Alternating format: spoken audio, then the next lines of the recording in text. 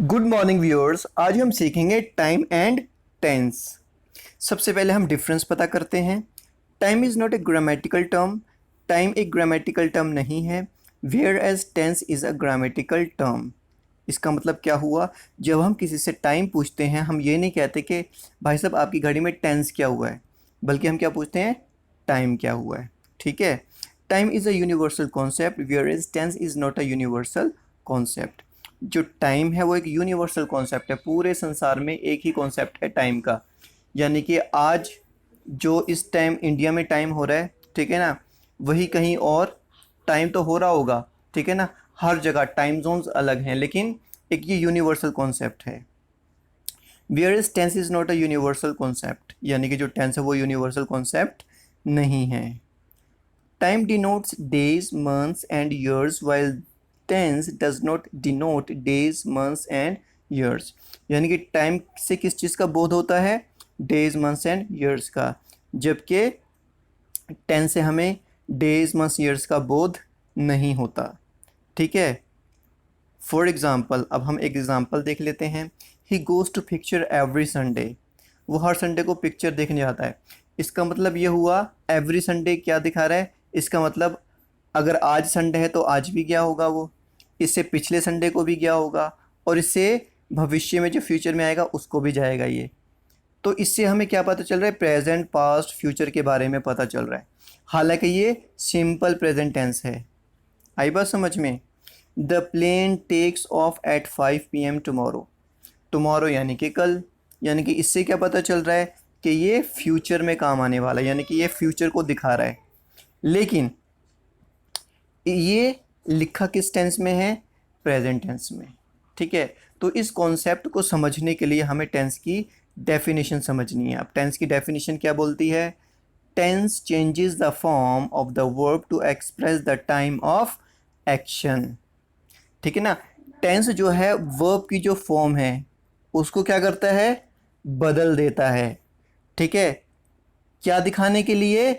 Time of action, यानी कि जिस समय कार्य हुआ उस समय को दिखाने के लिए हम टेंस का यूज़ करते हैं। For example, he writes a letter. ठीक है। अब इसका मतलब क्या हुआ? ये प्रेजेंट को दिखा रहा है, यानी कि वह पत्र लिखता है। ठीक है। ये प्रेजेंट को दिखा रहा है क्योंकि फर्स्ट फॉर्म के साथ एस का हम यूज़ कर रहे हैं। ठीक है। ही रॉट अ लेटर। रॉट यानी कि ये फॉर्म बदल गई ना, तो ये पास्ट में चला गया, उसने पत्र लिखा। He will write a letter, यानी कि ये भविष्य के बारे में बात कर रहा है। ठीक है। इसका मतलब आप देखोगे ये जो फॉर्म्स बदल रही हैं ना, इसको हम टेंस बोलते हैं। ठीक है। ताकि हमें जो हमारा एक्शन हमने किया है उसके बारे में पता चल जाए कि हमने वो पास्ट में किया है, प्रेजेंट में किया है, या फिर फ्यूचर में किया है। तो टेंस की टेंस का जो रोल होता है वो यही होता है। ओके। काइंड्स ऑफ टेंस, अब इसकी कितनी काइंड्स हैं? प्रेजेंट होता है, पास्ट होता है और फ्यूचर होता है। अब आगे जो प्रेजेंट टेंस है वो इसके 4 टाइप्स हैं। जैसे प्रेजेंट इंडेफिनिट टेंस, इसको हम सिंपल प्रेजेंट टेंस भी बोलते हैं। फिर हमारे पास आता है प्रेजेंट कंटिन्यूअस, इसको हम इम्परफेक्ट और प्रोग्रेसिव टेंस भी बोलते हैं। देन हमारे पास आता है प्रेजेंट परफेक्ट टेंस।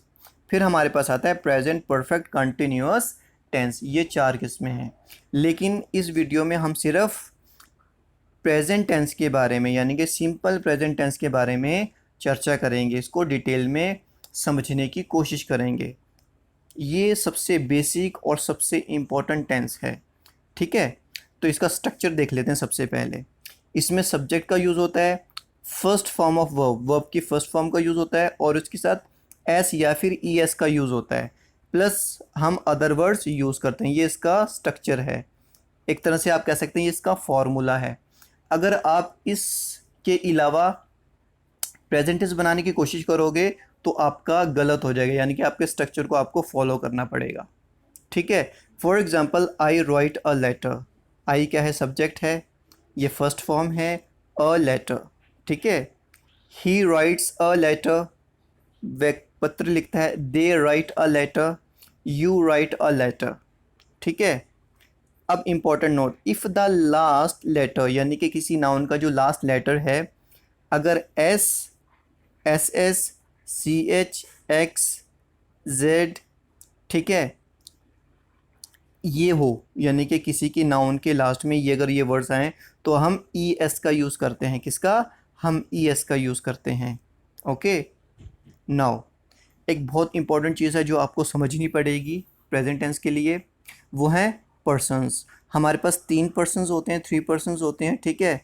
जो फर्स्ट पर्सन है, जैसे कि मैं आपसे बात कर रहा हूँ तो मैं क्या हो गया? आई, मी, माइन, यानी कि मैं फर्स्ट पर्सन हो गया, ठीक है। मैं आपसे बात कर रहा हूँ तो आप क्या हो गए? यू, आप सेकंड पर्सन हो गए।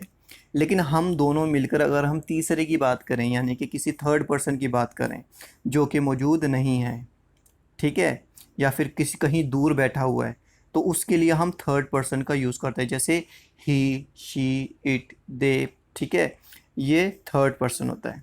अब क्या होता है, अब इसमें ध्यान रखने वाली बात है, ही राइट्स अ लेटर। अब ध्यान रखना कि जो ही है, ही क्या है? सिंगुलर है, आपको पता है सिंगुलर यानी कि एक वचन, ठीक है, थर्ड पर्सन और सिंगुलर, ठीक है ना। ही क्या है? अभी मैंने समझाया, ही, शी, इट, यानी कि ये थर्ड पर्सन है और ये सिंगुलर है। तो हमेशा याद रखना सिर्फ इसके साथ हम एस या ई एस का यूज़ करेंगे, ठीक है। ही राइट्स अ लेटर, ये अफर्मेटिव है, अफर्मेटिव मतलब पॉजिटिव। अब हम इसको नेगेटिव कैसे बनाएंगे?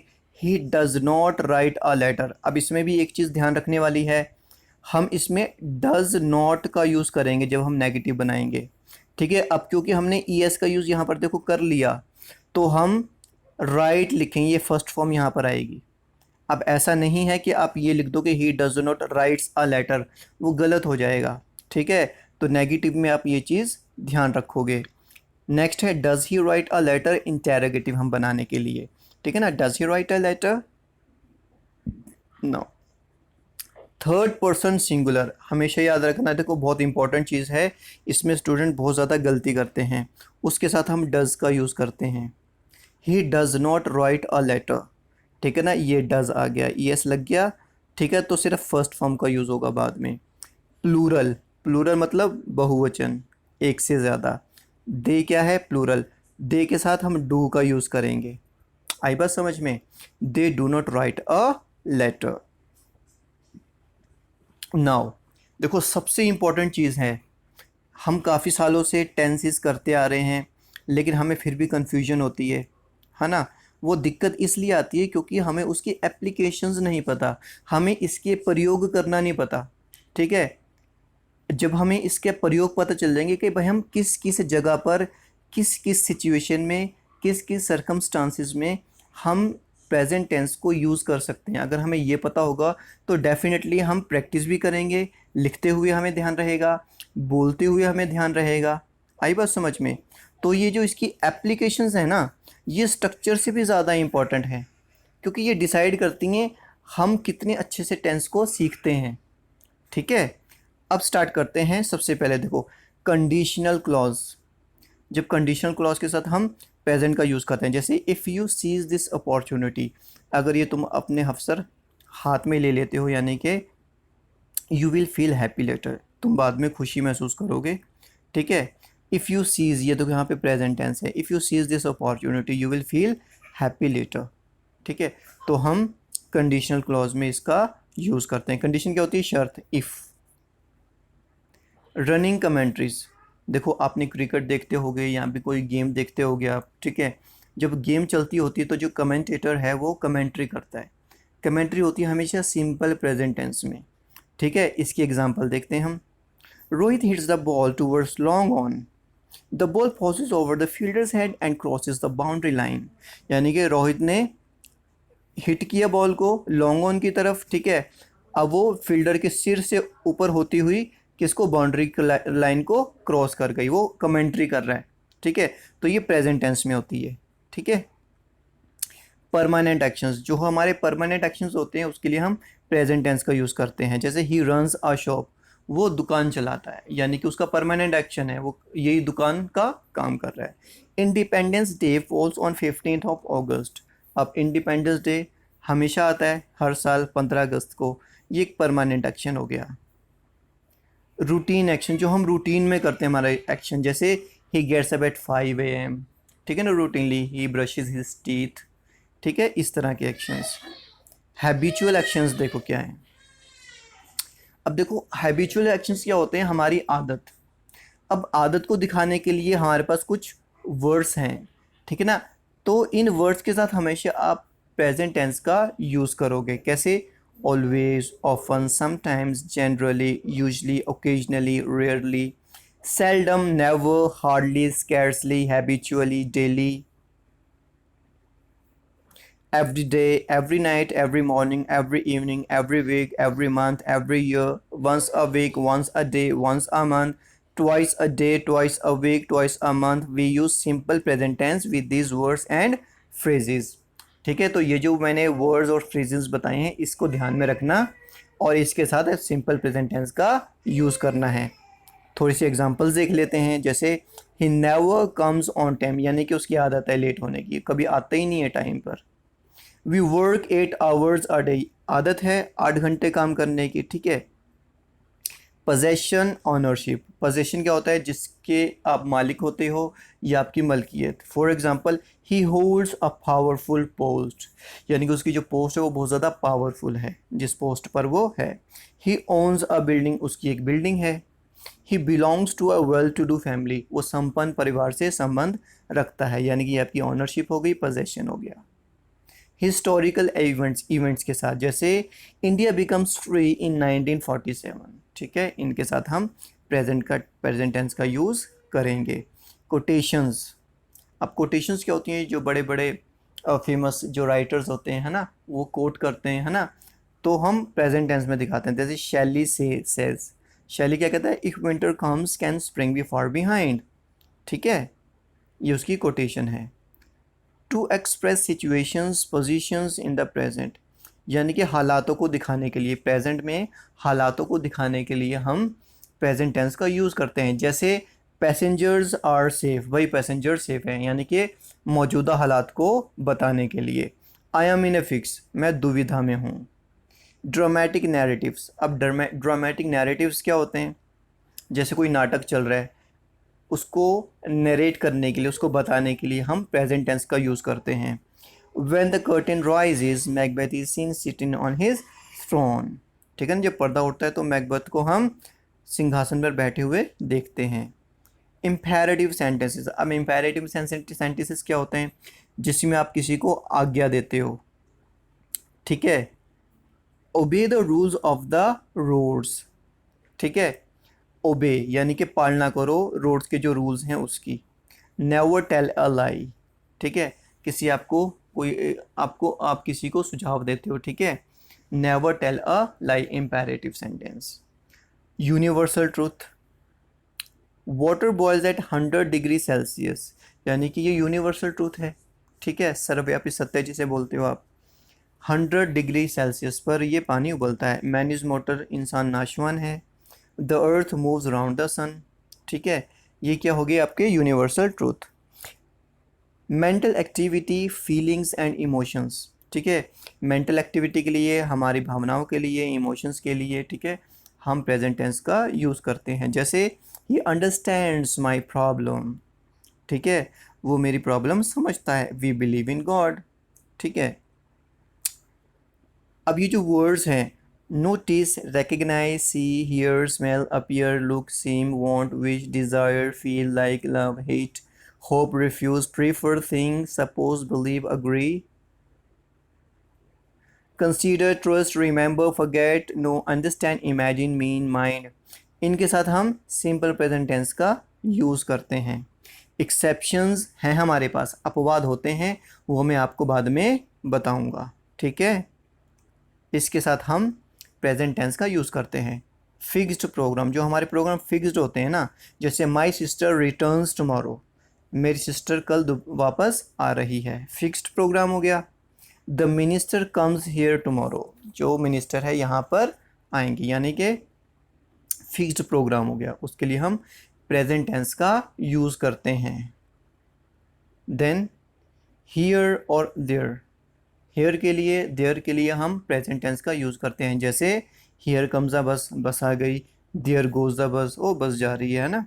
हिस्टोरिकल इवेंट्स के साथ, जैसे at last Ram kills Ravan, आखिर में जो राम है वो रावण को मार देता है।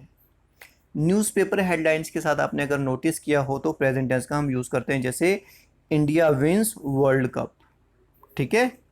डेमोन्स्ट्रेशन यानी किसी काम को करके दिखाना, जैसे चाय बनाना, ठीक है, चाय बनाना, खाना बनाना, कि खाना किस तरह से बनाना है, ठीक है।